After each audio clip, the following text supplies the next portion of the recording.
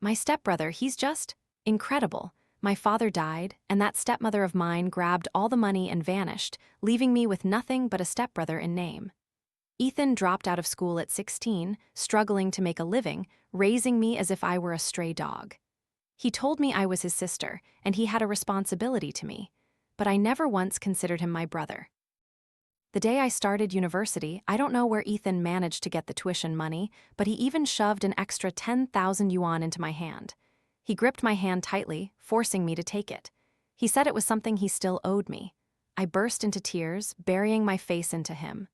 "Ethan, you owe me for this entire lifetime. Do you understand?" Ethan replied, "I know our father is gone." That stepmother of mine had run out of compensation money too, abandoning me with this dilapidated old house that no one would buy and her 16-year-old son. I grabbed anything within reach and hurled it at Ethan. A bunch of bad luck, that's what they were. From the day Ethan's mother stepped into this house, I hadn't had a single day of peace. Ethan was smart and disciplined in school. My father loved him like his own son, even more than he seemed to love me. Now my father was dead, and his mother had run off with all the money. I'd lost both my father and the money, left with only a stepbrother as dry as a log. Give me back my father. Give me back my money? I threw things until I was exhausted, then collapsed on the floor, wailing. I was only 13, just starting middle school. I wanted to go to university.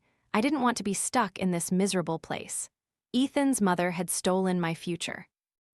Outside, the rain poured down. Ethan's uniform was splattered with mud and dirt, all from what I'd thrown. There was still blood on his face. He squatted down beside me, pulling me into a tight embrace. Thunder and lightning roared outside. Ethan tried to comfort me, saying, "Everything will be all right, I promise." Ethan was just a liar. How could anything be all right? Our home was dirt poor now. I just made things even worse, leaving nothing left. I knelt by the coffee table, doing my homework, sobbing uncontrollably. Why was heaven so unfair to me? I didn't think I was a bad child, but my mother had left me for another rich man when I was just 3 or 4. Then later, that stepmother came along and turned me into an orphan. Damn it, a cursed lot of them. I sniveled, spewing bitter words, all while trying to finish my homework. As night fell, Ethan returned, carrying a bag of banzio. He looked furtive, and there was an unpleasant sour smell clinging to him. I made no attempt to hide the disgust on my face, completely ignoring him, focusing only on my studies. After days of loud crying, I had to accept a harsh truth. Only Ethan and I were left in this house. I unilaterally declared a cold war on him, refusing to care, refusing to look at him. Whenever I was in a bad mood, I'd splash water on him. I used the palm of my hand to blot the tears rolling down onto my homework. I didn't want him to witness my weakness.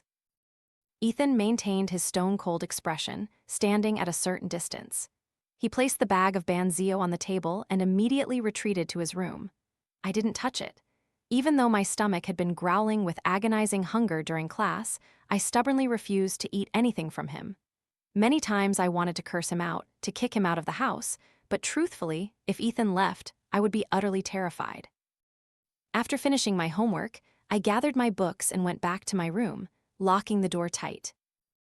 In the middle of the night, the gnawing hunger kept me from sleeping. I couldn't bear it anymore.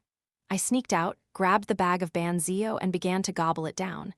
I couldn't taste anything. I was simply too hungry, wishing I could lick the bag clean. I ate and sobbed. Outside the door, I heard a sound.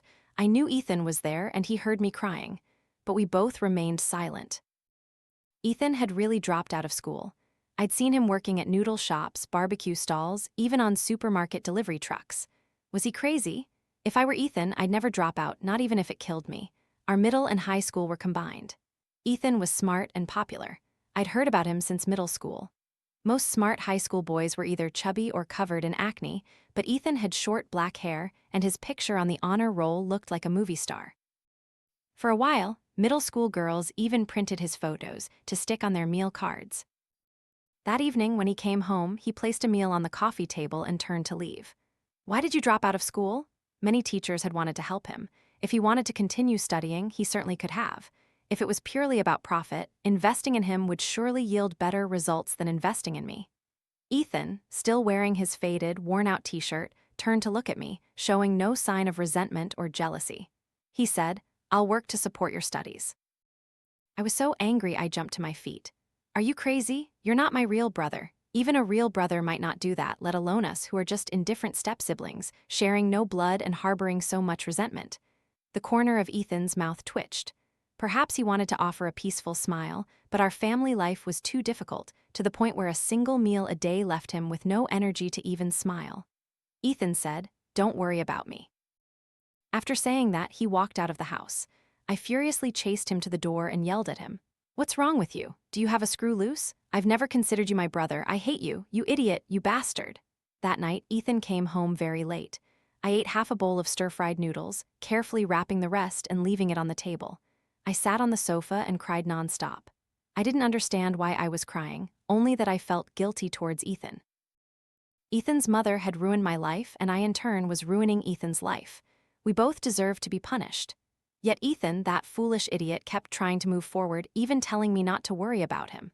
At 2:00 a.m., I heard the iron stairs creak. I knew Ethan was back. I quickly adjusted the sofa cover, pulled it tightly, and hid in my bedroom. The living room light switched on, and from outside, I heard the sound of a plastic bag opening. Ethan was eating. I closed my eyes, feeling at ease, and fell asleep. My relationship with Ethan gradually improved. He worked quickly and decisively, regularly getting 3 days advance on his wages from his boss to bring food home for me. I asked him what kind of jobs he was doing these days. He said he was doing a few odd jobs and guarding an internet cafe in the evenings. I nodded. Inside, I always had two conflicting thoughts. One side said I was starting to owe Ethan, while the other believed Ethan deserved it. This was what he owed me. This intense contradiction made me act like someone with a mental disorder. I'd leave a portion of food for Ethan, only feeling at ease to sleep once he was home. But I never showed any friendliness towards him. He never complained about enduring the cold while putting up posters. He even gave me money for expenses. Sometimes 5 dong, sometimes 10 dong, telling me to buy school supplies. He had to work an extra hour just to earn 4 dong. The noodle shop owner was so stingy she'd practically count each herb leaf before giving it. They took advantage of Ethan's young age, seeing him as a delinquent who dropped out, paying him pittance and treating him without decency. Ethan endured all the scorn on the streets, only to face my coldness at home. I thought Ethan would leave sooner or later. I didn't expect him to support me for long. He was only 3 years older than me. His mother and my mother were much older than us, and they still left, so what was he? I was always mentally prepared to be abandoned again. But summer came, and Ethan was still there. Not only that, he even attended my parent-teacher meeting. At the end-of-year parent-teacher conference, my seat was the only empty one in the entire class. The teacher, unaware of my family situation, asked if I needed her to call someone. I said no, just to wait a little longer. I knew no one would come, but I was at that sensitive age of growing up, trying to maintain this clumsy lie. The teacher waited and waited, then started the meeting. All the parents held report cards and letters for parents. In my letter, I had drawn a turtle. Just as the teacher was about to begin commenting on my performance, someone appeared at the classroom door. "Excuse me, teacher, I'm sorry, I'm late. I'm Chloe's brother." Ethan wore a neat t-shirt and trousers, his hair and face tidied up. It was clear he'd made an effort. The students at the back of the class suddenly fell silent, their eyes fixed on Ethan as he walked towards my seat. "Chloe, your brother is so handsome."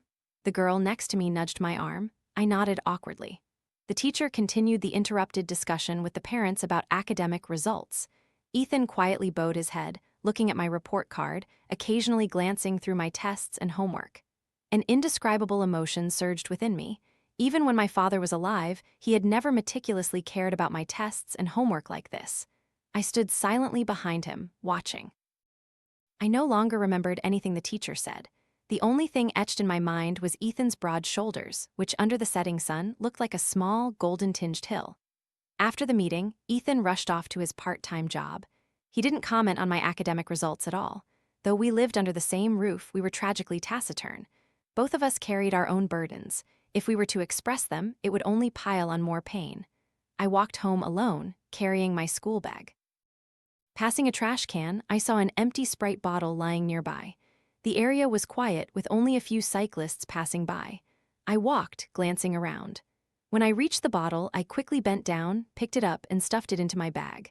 Back home, I dumped out all the scavenged items from my bag, a faint smile on my face. I found a dilapidated cardboard box and tossed the bottle inside. Every time I saw one on the street, I'd pick up a few, sometimes even an empty liquor bottle, carefully tucking them into my bag and bringing them home to store. 20 dong each, or 30 dong? Little by little, it'll be enough for food. That evening, I lay resting on my bed, the hallway light spilling in. I knew Ethan was back and began to feel at ease, drifting off to sleep. This time, he entered my room but didn't turn on the light. I listened with closed eyes to his footsteps. He placed something on my desk, then immediately turned and walked out. In the darkness, there was a asterisk crack asterisk sound. Ethan bent down to pick it up, bringing it close to his eyes. It was a dented Coca-Cola can. The inside was completely dry, so it couldn't have been freshly drunk.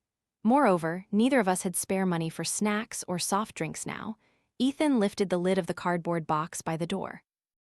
By the moonlight streaming through the window, he saw all sorts of empty soda cans, large and small, and even liquor bottles. I didn't know what his expression was at that moment, only heard a heavy sigh. He put the soda can into that cardboard box and silently closed the door, walking out. I saw a few math notebooks on the table. They were Ethan's notes.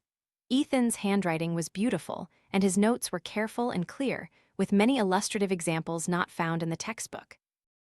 My desk mate saw my notebook, leaned closer, and praised, "Is this your brother's notebook? Your brother's handwriting is even prettier than a girl's." Then she didn't forget to tease the boy sitting behind us, who was also a guy. "Why is your handwriting as messy as scribbles?" The boy behind wanted to see, but I quickly hid the notebook. "Can I borrow it for 2 days?" my desk mate pleaded. "I'll trade you my new reference book." "No way." I shook my head, refusing, and carefully put the notebook away. A strange sense of possessiveness welled up in me. Only I was allowed to see that notebook. Even when I went to the restroom during recess, I had to tuck it into my bag, fearing some mischievous friend might spill water on it or damage it. Ethan found a stable job. Not only did he have time to bring me lunch, but he could also get off work earlier in the evenings. That day, he bought me a bag of hot steamed buns. After setting them down, he turned to leave. I picked up my homework book and called him back. "I can't solve this problem." Ethan paused for a moment, then smiled, approached, and squatted by the coffee table.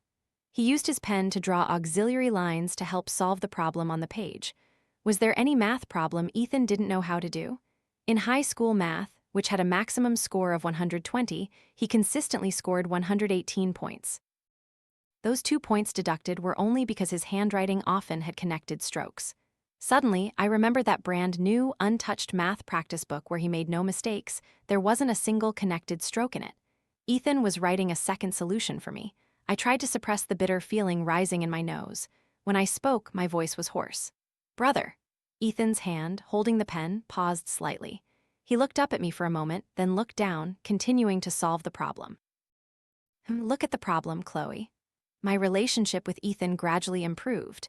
He knew I picked up empty bottles but didn't scold me, only reminded me to wash my hands thoroughly. I had been afraid he wouldn't agree, which would hurt my pride and cut off my only meager source of income. Although Ethan still often gave me money, I always felt I should also earn a little myself. I went to the market to buy food, and when Ethan returned from work, we would eat together. Ethan used the money he earned from being a waiter and dishwasher to accumulate capital, then imported a batch of baby rabbits to sell. Each rabbit cost 1.5 dong, kept in cages displayed right on the ground. Customers would pay 10 dong for 4 rings to throw at the rabbits. On normal days, business was slow. He'd pack up and leave after an hour or two. Weekends or holidays were busier, with people playing for 2 or 3 hours. One evening, I was at home doing my homework when the neighbor's son from the second floor came over with 2 bunches of grapes. He asked if I needed to pump my bike tire. The moment I turned around, he lunged and hugged me tightly, kissing me repeatedly, even touching my chest and private parts. I screamed in terror. He tried to cover my mouth, but I bit hard into the crook of his arm. Immediately, I was slapped like a bolt from the sky. Before I could even collect myself, I scrambled away. One of my shoes slipped off, but I didn't dare turn back to pick it up. I ran barefoot and hid in someone's vegetable garden behind the house. It wasn't until 3:00 a.m. when Ethan came home that I heard his hoarse voice calling my name, and I finally emerged, crying and trembling. Ethan asked what happened. He was furious, his face purple, veins bulging on his arms. He grabbed a stick and stormed straight to that house. I stood at the door, watching Ethan pin the fat boy to the ground, beating him until he had no strength left to resist. The boy's mother, distraught, frantically grabbed a broom and repeatedly struck Ethan's back. I cried and hugged the broom, pleading, "Don't hit my brother." The neighbor's son was beaten until his face was swollen and his clothes were tattered. His mother pulled him up, cursing at both of us, "You ungrateful brats, no father, no mother. People like you should be reported to the police and shot." Ethan wasn't scared at all. He challenged her, asking if her son would go to the station first or him. The woman flinched, only daring to shout curses, no longer making a move. That night, my brother stood downstairs with a cleaver, threatening everyone in the old apartment complex. "I'm a desperate man, I have no parents. Any man who dares to touch my sister, I'll come to your house with this cleaver tonight and smash it to pieces. Let's see who's tougher." I stood upstairs, watching him. After the fight, Ethan's face was still smeared with blood, his hair tangled like a bird's nest. He stood downstairs, shirtless, holding the cleaver, yelling and threatening like a madman. In my eyes, my brother was a hero. My stepmother had left, leaving me with a brother. After that incident, my brother had an iron gate installed at the entrance. Back then, houses in the old complex all had wooden doors. Even if renovated, they were just painted green. He said the iron gate was so we wouldn't have to worry anymore. If anyone came looking for trouble, we could open the wooden door and let them put their hands through the bars. I knew it was very safe, but I still didn't dare to sleep alone. Every time night fell, I was afraid someone would jump out of the shadows, cover my mouth, and touch me. I constantly had nightmares, dreaming of my brother searching for me everywhere, his voice hoarse, but I could only watch, unable to utter a word. Seeing my fear, my brother handed over his stall to friends to watch over in the late afternoon. They shared the profits, and he came home to be by my side. He slept in his own room. I opened the door and watched him get dressed, then lie down on his bed. One night, a fierce storm raged. Rain lashed against the windows and front door as if someone were pounding on them. Terrified, I grabbed my pillow and ran to my brother's room. The moment I touched him, he woke up. He saw me standing barefoot on the floor and moved to the edge of the bed. I climbed in, pressing close to him. Though we weren't blood relatives, no one was closer to us than we were to each other. The rain outside was loud, but I could still clearly hear his heartbeat. "Brother?" Answered from behind me, eyes closed. "Hold me, I'm scared." My brother hesitated for a moment, then wrapped his arm around my waist, protecting my stomach. I snuggled deeper into him, his waist tensing slightly. "Brother, brother, brother." Each time I called, he responded. I asked, "What if I get into university?" He thought I was worried about money, so he answered confidently and gently as if it were a redundant question. "Then just go, study?" I gripped his hand tightly. Ethan's large, rough hands had calluses on their palms. I asked curiously, "What if I don't study anymore?" Ethan replied immediately, "Wherever you go, I'll follow." Thanks to the universal education program, I smoothly completed middle school. While waiting for the high school admission results, my brother was even more anxious than I was. I just shrugged, saying, "If I don't get in, then so be it. The compulsory education is done anyway. At worst, I'll just become a factory worker like you." Hearing that, Ethan scolded me for a while, then pressed a 20,000 dong note into my hand and told me to buy ice cream. "Don't bother me. This kid just eat regular stuff, don't ask for anything fancy." "I know," I replied. Ethan placed his phone on the table, his eyes fixed on the screen, chain-smoking, anxiously awaiting the results message. He knew that if I didn't continue high school, it would save money, but he couldn't bear the thought. We were poor back then, and he still raised me. Now he was earning a bit, tuition fees were all prepared, just waiting for the enrollment day. I stood on the porch, eating ice cream, and heard him muttering, "That annoying kid, just try a little harder." The phone suddenly rang. Ethan quickly snatched it up, but it was just an advertisement. He put the phone down again, but then picked it up to check. Finally, impatient with waiting, he took me to eat wontons to lift our spirits. On the way home, my brother cycled ahead. I sat on the back seat. Another message came to his phone. He quickly let go of one handlebar, fumbling with his right hand to pull out his phone and check. As soon as he saw the notification that I had been admitted, he dropped both hands in joy. The bicycle wobbled and then slowly came to a stop. Ethan's face beamed with happiness, like a farmer seeing a bountiful harvest. His smile was gentle and sincere. His rough hand ruffled my hair, then patted my shoulder. "Finally, the results are here. Next time, tell them to send it sooner, or I'll have to pray to the 4 directions." I made a face, but Ethan pretended not to see, jumped on the bike, and turned it around. "I'll buy you 20 skewers of grilled lamb as a reward."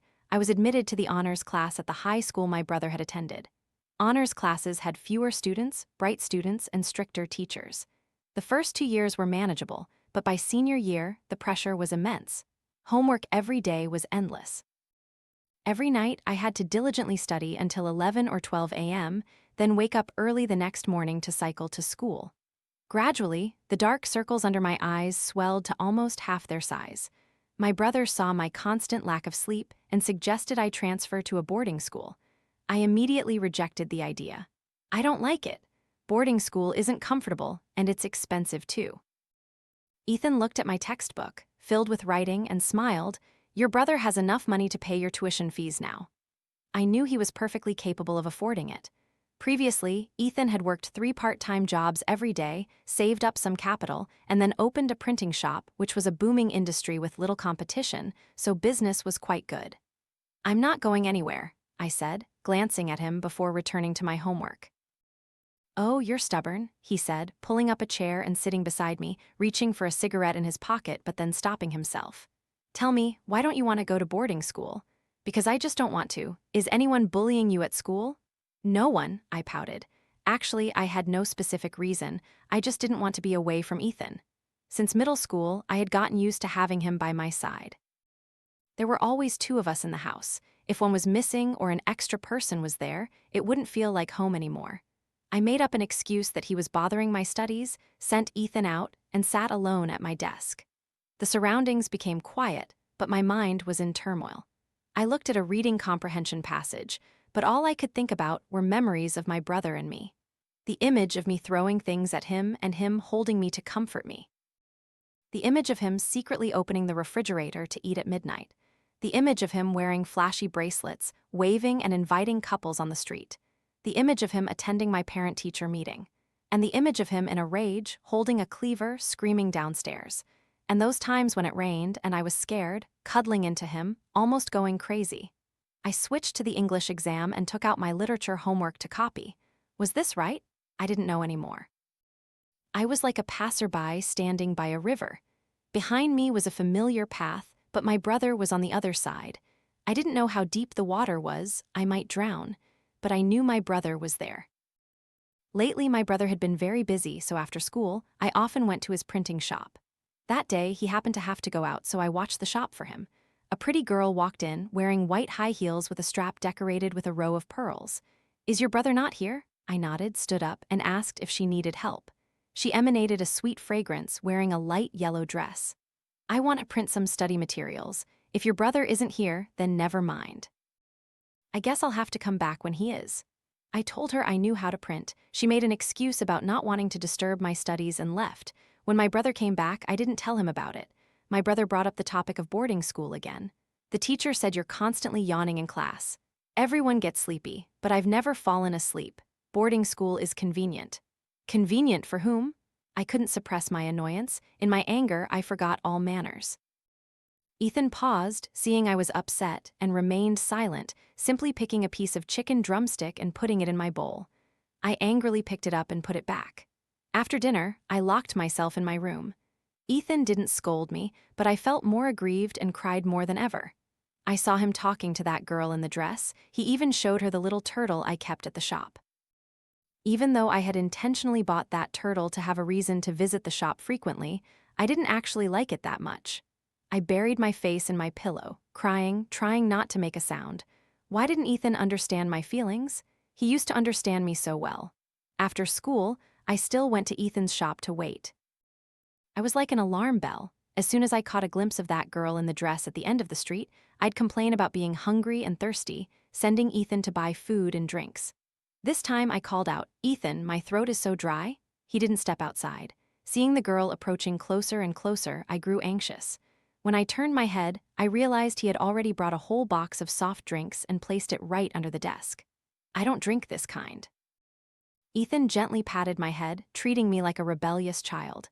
"Don't play games. I'm busy worrying about your upcoming university entrance exams. I don't have time to argue with you." I picked up a can of soda, sipped it, and did my homework, secretly watching the girl walk in. Still the familiar perfume, still that sugary, sweet voice. "Are you printing something, Ethan?" "Not today. I've already finished discussions with the university." My brother joyfully pulled out a chair for her to sit and told me to move my leg so he could get a bottle of soda. I glared at him, but he paid no attention to me. The two of them chatted for quite a while, the gist being that my brother was about to open a printing shop right on the university campus. Coincidentally, that girl's uncle had a failing stall on campus and wanted to transfer it to my brother.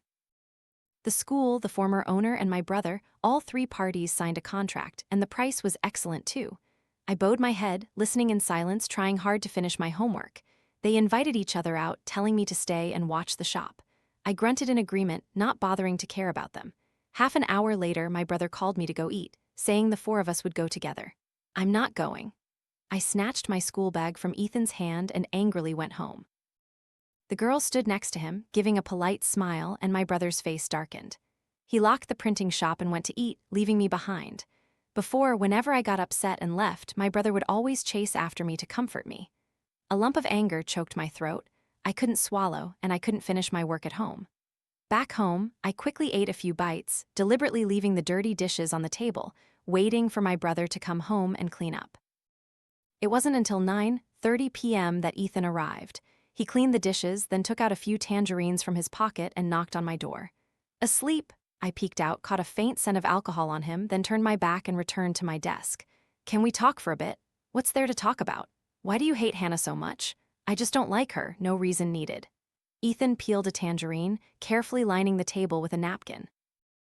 Seeing my irritation, writing as if I wanted to tear the page, he teased, "Go easy, it's like you swallowed a firecracker. Everyone's like that during puberty." Ethan peeled another tangerine and popped it into his mouth. I spun around to look at him.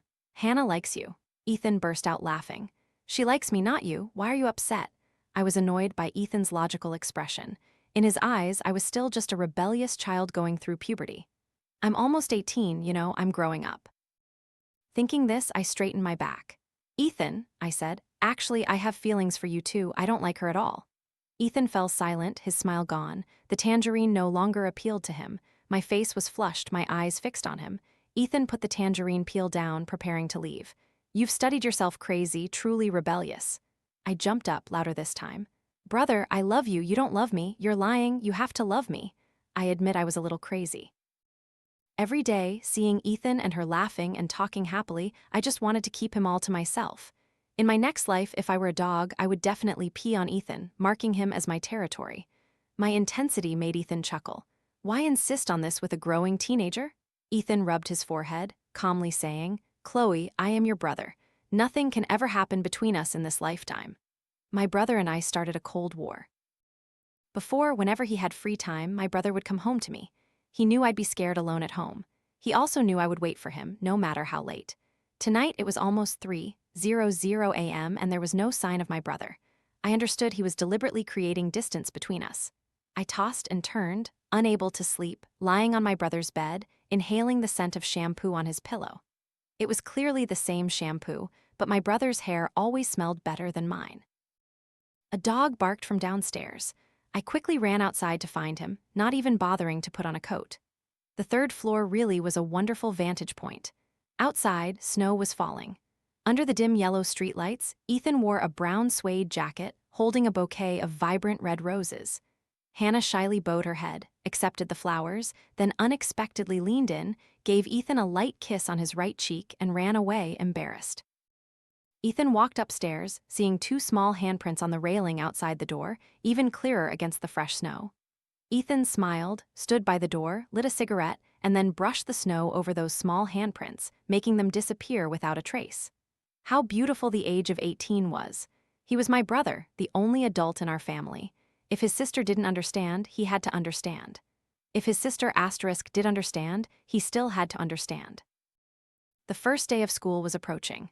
Ethan sighed. I didn't know if he was talking to himself or to the person pretending to sleep in the room. For the last semester of 12th grade, Ethan took me to boarding school. He helped me make my bed and arrange my small belongings. "All right, you can go now. I have to study." Ethan plugged in my heating pad. It seemed the dorm's heating system wasn't very effective, and I worried my feet would get cold at night. Seeing me constantly urge him to leave, Ethan didn't stay any longer. He took 200,000 dong from his wallet and instructed me, "Remember to top up your phone, call me if anything happens." I nodded. The class president collected phone cards and topped them up for most students. Most of my classmates only topped up 20,000 dong. No one needed that much. Ethan stepped out of the dorm, stood in front of the building, and looked up at the fifth window on the fourth floor. This thoughtless girl didn't even bother to glance at him. He brushed the snow from his sleeves and left the campus. Sitting in the car, he turned his head to look at the school gate one more time, still lingering, reluctant to leave. During the final semester of 12th grade, the teachers tried to scare us every day. On the very first day of the new year, our homeroom teacher warned us not to be complacent. Realistically, from now until the university entrance exam, there's only about a month left at most. I bowed my head, doing my math homework in the brand new notebook Ethan had given me. I kept it in the bottom drawer of my desk. In the evening, we turned on our desk lamps to study in the dorm room. My roommate leaned closer to me. "Chloe, I'm so hungry. If you're hungry, just eat some snacks then." Olivia clasped her hands together, her face almost pressed against mine. "Chloe, if you don't pity me, at least pity that smoked ham hock your brother brought you. If you don't eat it soon, it'll spoil. It's cold food, but it smells amazing." I shuffled over, opened the fridge, and took out the ham hock. I wondered what my brother was thinking. Even if he was worried about the cafeteria food not being good, he didn't need to bring so much. A huge smoked ham hock, several vacuum-sealed packets of pig trotters, and even canned yellow mackerel. I suddenly remembered my brother saying in the car that he'd brought me some food and told me to share it with my roommate so everyone would be friendlier. I thought it would just be some snacks, but it was all savory dishes. The delicious smell of roasted meat made my roommates, who were engrossed in their books, gather around. Each of them took a piece, eating heartily and praising my brother. "Your brother really loves you, bringing you so much delicious food." Totally. I complained to my mom that the cafeteria food was boring. Do you know what she said? She said it was because I wasn't really hungry. My mom said the exact same thing, ha ha ha. As I chewed on a pig trotter, I wondered what my brother was doing right now. He was probably sleeping or busy working. I just hoped he wasn't with that Hannah girl. Seeing me spaced out, Olivia nudged my arm. "Do your parents ever buy you chips?" "My parents are both gone." Olivia, who had just been giggling, almost slapped herself. "I'm so sorry," I spoke without thinking, "but you still have a brother. That's already so much happiness." I nodded. "Yes, I still have a brother." That night passed, and everything returned to its routine. I still diligently studied, not bringing up Ethan at all. Every time I had a break on the ride home, I would just bury myself in memorizing vocabulary. If Ethan tried to talk, I'd say I was sleepy. He never sulked or forced me. He would just quietly hand me a warm box of milk, buy fruits, meat, various kinds of milk, and stuff my suitcase full. For the final exams, as soon as I got my phone card, I called him immediately. The moment I dialed, he picked up instantly. "Ethan, I'm done with my exams." "Oh, aren't you going to ask how I did?" Ethan laughed. "Whatever happens, I'll take it. If you do well, you go to university. I can afford it. If not, then retake the exams, or I'll support you for life." Ethan had considered both options since the day he dropped out of school. Outside, students were shouting excitedly, countless books and assignments raining down from the upper floors. I reminded Ethan about the parent-teacher meeting, then rushed back to class. Everyone's books were kept together in the lab, only brought back to their desks after the exams. Students were going crazy now, emotions running high. They didn't care whose books they were, just tearing and throwing them all down. I frantically rummaged through my desk, looking for my notebook. Thank goodness, thank goodness. The notebook Ethan had made for me was still intact. Luckily, I had carefully covered it beforehand, fearing it would get mixed up with the other assignments. A quick glance was enough to spot it. On the day to register for university preferences, I went to an internet cafe and chose a few schools, all in North City. I wanted to move away from my family a bit and experience life on my own. Ethan asked which schools I had applied to, and I told him honestly. North City is a good place. Ethan took out a box of assorted ice cream and told me to pick a stick. "Ethan, I'm going to North City by myself." Ethan put the remaining ice cream back in the box, squatting in front of the refrigerator to reorganize it. I held the ice cream stick, my palm cold and numb. I decided to abandon the idea of relying on Ethan. I understood him too well. If I hinted that I wanted him to come with me, he would surely drop everything here to follow me to North City. And then what? I would happily go to school every day. But Ethan, someone who hadn't even finished high school, would struggle and wander in North City. My brother had already endured enough. I had derailed his education path. I couldn't be so selfish as to ruin his entire life. He was always torn, feeling guilty towards me. He thought his mother had taken all the insurance money and that the difficult life made me emotionally deprived, vulnerable, and stubborn. But in reality, if his mother had left money and taken him with her, would my life necessarily have been good? At least, it certainly wouldn't be as good as it is now. Ethan wanted to throw a party to celebrate my university admission. He didn't care about the cost. The feast and celebratory fireworks were even more expensive than the guests' monetary gifts. All the neighbors came to celebrate. My brother drank until he was completely drunk. His friends helped him to bed, telling me to take good care of him. This was the first time I had seen him so intoxicated. When drunk, Ethan became talkative. "Eat well, drink up, be happy, you must be happy." One second he was laughing loudly, the next he was sobbing. Chloe is grown up now, a university student. So many years, who knew this moment would come so quickly? She's got a puppy's personality, both timid and prone to biting, orphaned when she was just starting middle school. At first, she'd cling to me and cry, saying her life was ruined, her whole life was over. I reached out to wipe Ethan's tears, softly replying, "It's not that bad. If a girl doesn't get an education, she'll easily get married. People go to university at 18. Instead, you'd be pregnant with a big belly, having children and pushing them around, right?" From the day he quit school, he had told himself. He had sworn that as long as he was alive, Chloe must never abandon her studies. He dropped out and managed to work and make a living. What would a girl do if she dropped out? How would she make something of herself? "She's grown up, my little girl has really grown up. My precious treasure, my darling."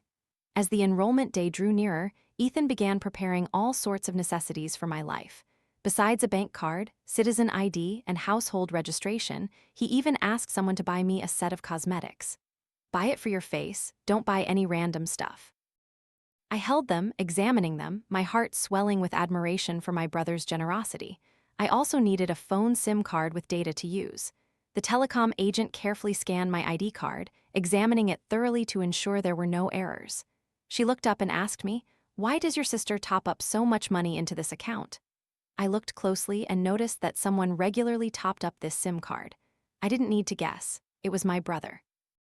Ethan would often call me and couldn't get through, assuming my card was out of money, sometimes remembering in the middle of the night and quickly topping up 20 or 30,000 dong for me.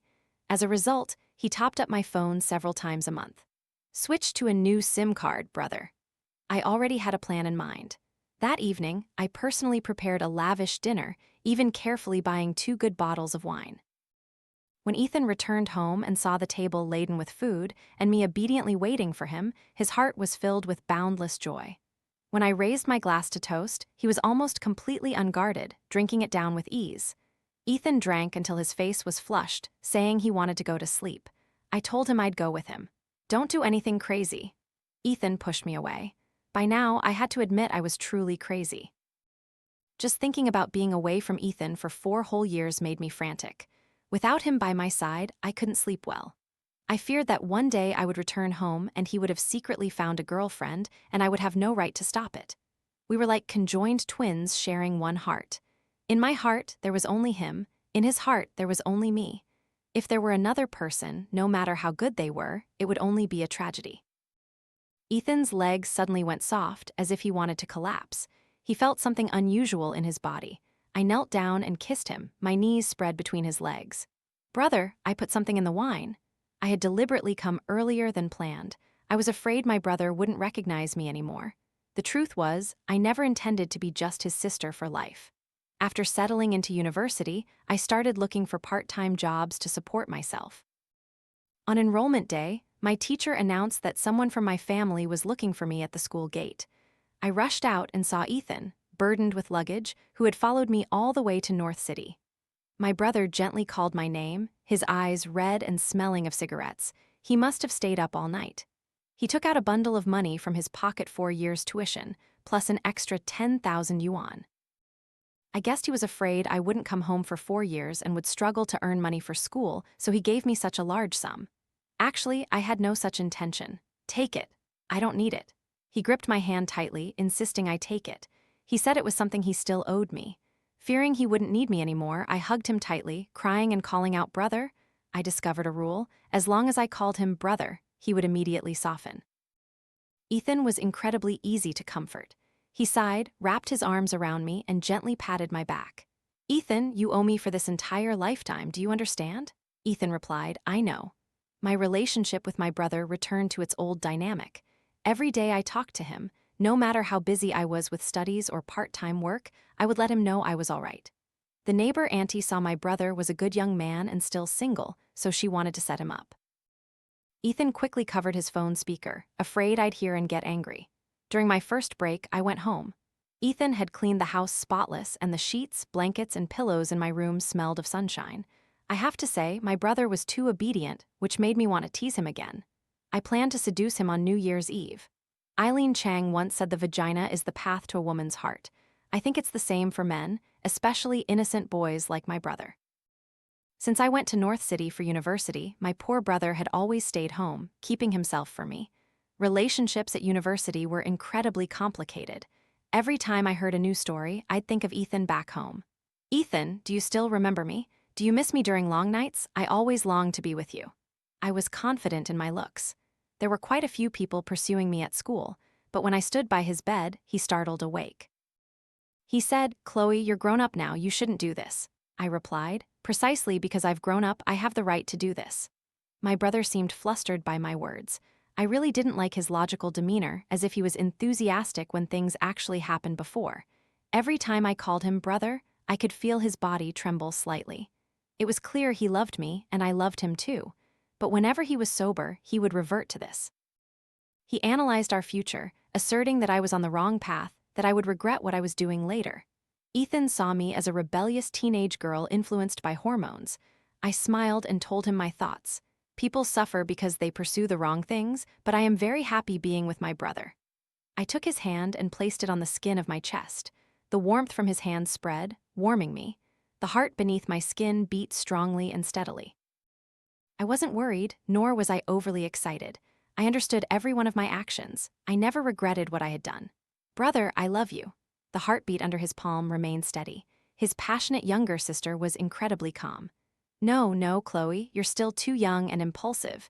You should find a classmate at school and experience a beautiful young love, not come back to the countryside to love a brother who only finished middle school. My brother doesn't need me anymore.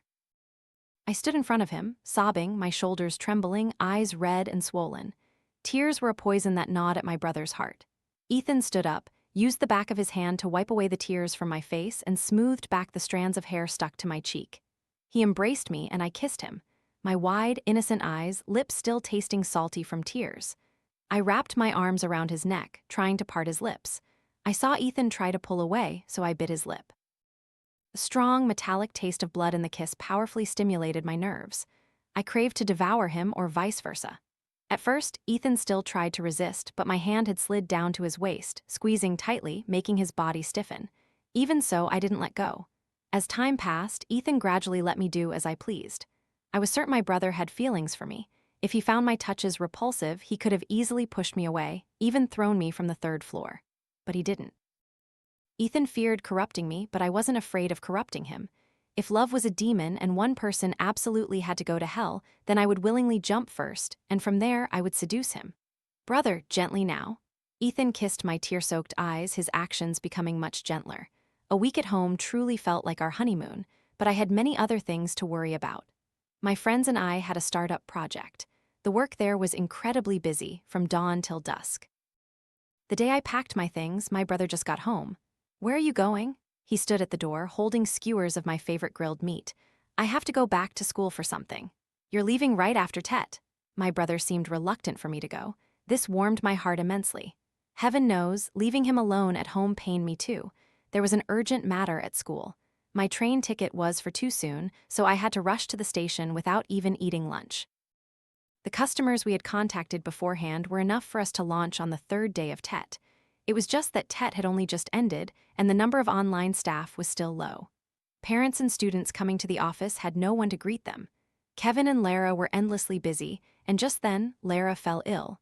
When I arrived at the office, Kevin was still replying to messages, his bowl of instant noodles beside him already cold. Eat mine, I'll answer for you. Kevin wasn't polite, he took the lunchbox and ate heartily. I haven't had home-cooked food in days, did you make this yourself? My brother made it. So delicious, so delicious. Now there were many clients but few tutors. Moreover, both university and high school students had gone home for the holidays. I tried expanding our reach to other schools. Kevin ate all of my lunch, which made my stomach start to ache faintly.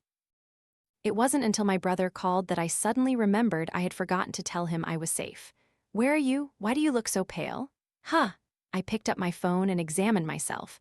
It must have been because I hadn't eaten anything yet. Ethan was thousands of miles away. Through the video call, I saw a pair of men's shoes next to the sofa and a half-eaten box of dumplings on the table. "Are you alone?" I didn't want to lie, but I thought about how if my brother knew that in the dead of night there was another man next to me, he would definitely worry about me again. "Yes, I'm alone." In the end, I chose to lie. "Do you miss me?" Ethan didn't ask much else. "Yes, I do." The corner of Ethan's mouth curved slightly, like the bright moon that night. The next evening, Kevin urged me to go home, telling me to rest soon, that I looked terrifyingly pale. I forced a smile, packed my things, and headed back to the dorm. Just as I reached the door, I ran into my brother. I rushed to hug him, my hair messy. Ethan gently smoothed my hair with his hand. I asked him, "Why are you here?" "You said you missed me." Ethan was too shy to say "miss you" directly. Ethan rented a double room. He lay on one side and I snuggled closer to him. "So, if I just say I miss you, you'll come?" "As long as I can still walk, I'll come to you." I wrapped my arms around his waist. "Brother, I'm so sleepy." "Sleep, Chloe." The next morning, I went to work. Ethan waited for me at the hotel. After work, he came to pick me up. Kevin was there too. Knowing my brother had come, he insisted on treating both of us to dinner. I went to get some hot pot ingredients, leaving Kevin and my brother alone. Kevin wanted to make a good impression, but he sensed that the other person wasn't very fond of him. The meat was cooked. Kevin and my brother both served food to me. I smiled broadly, accepting everything into my bowl. My brother was unhappy, but I was overjoyed.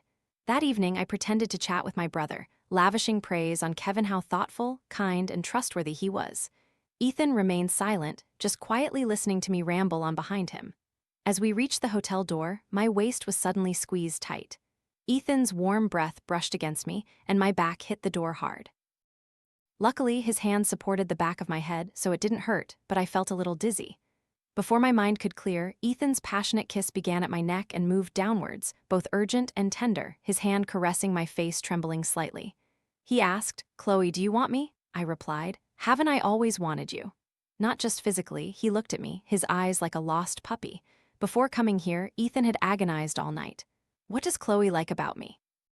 Can I continuously bring those things to Chloe, making her happy when she's with me? What do I love about Chloe? I love everything about her." On the way, he couldn't think of anything. He didn't know when the car had arrived. The moment he saw Chloe smiling and running towards him at the school gate, Ethan thought, just follow her lead. "So no matter how outlandish it is, it's fine. At worst, I won't go back to our hometown anymore. Anyway, wherever Chloe is, that's my home. Do you still need me?" Ethan asked, even if Chloe was grown up now, no longer needing his care, no longer relying on him to grow up. The rest of my words were cut off by Ethan's kiss. "Brother, let's get married." I snuggled into Ethan's arms, using my fingertips to trace the lines on his palm. "Brother, do you love me?" I wanted to hear him say it himself. "Love, I love you very much." I looked up into his sparkling eyes. He said, "I love you very much." Ethan loved Chloe. Ethan sold his shop in our hometown and rented an apartment near my university. Every weekend I came home, he was always with me. I knew Ethan was very busy. He worked in sales in North City. Entertaining clients was a daily occurrence, but he always tried to make time to be with me. For my 21st birthday, Ethan personally prepared a meal. He gave me a diamond ring. I gave him a marriage registration certificate. At my graduation ceremony, Ethan took pictures of me. A classmate pointed at the person holding the camera and asked, "Who's that?" I held up my left hand, wearing the ring, and smiled brightly. "This is the person I love, who walked with me through 9 years of youth."